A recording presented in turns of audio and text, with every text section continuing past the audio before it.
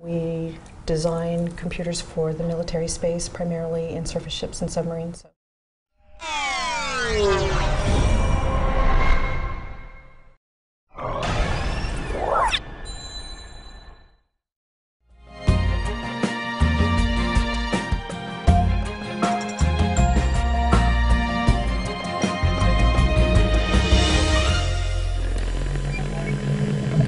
Point. I have 4 kids. My husband, who helped me start the company at the time, had 1, and we were trying to figure out how we were going to do college, pay for education, be able to handle and afford these kids. We had just gotten married about 3 years prior. We'd both had our own businesses sorted, so we had dabbled with it.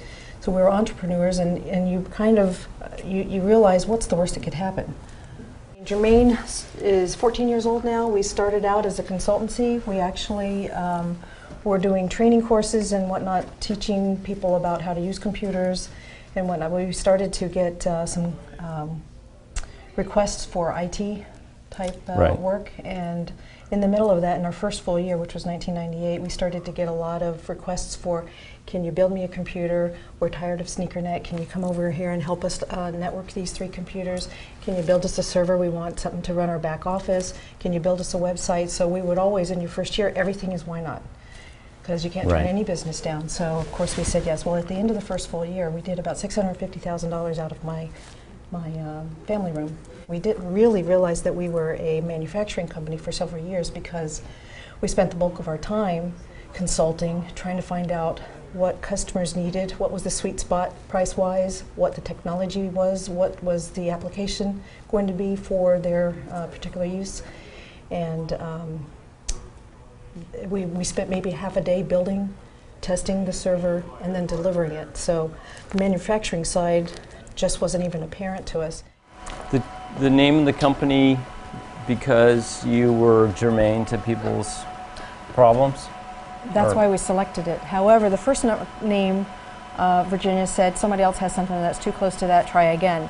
We had lived on St. Germain Drive, so I know as we're going through the dictionary, that's why it stuck out at me.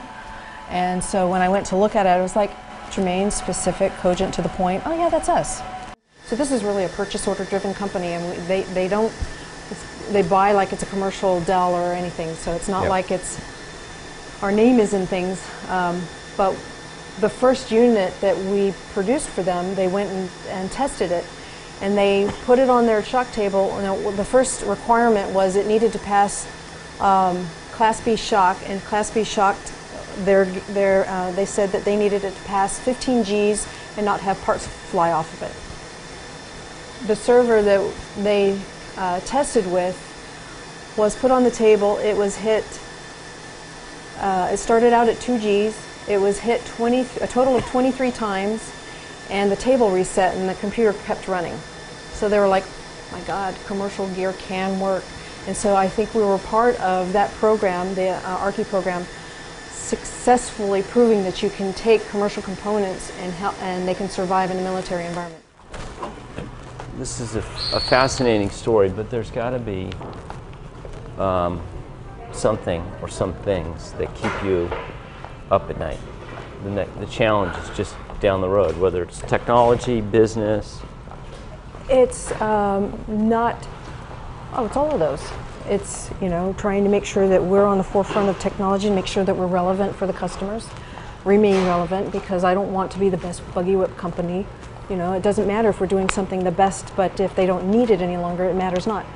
What scares me the most probably is that problem that you didn't foresee, you couldn't plan for, and it just is, it's something the customer can't live with, and so they go find somebody else.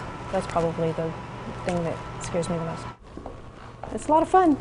I love what we do. I love manufacturing. I love innovation, ingenuity. I love that type of thing. Yeah. So. And you did it all raising 4 kids? Yes.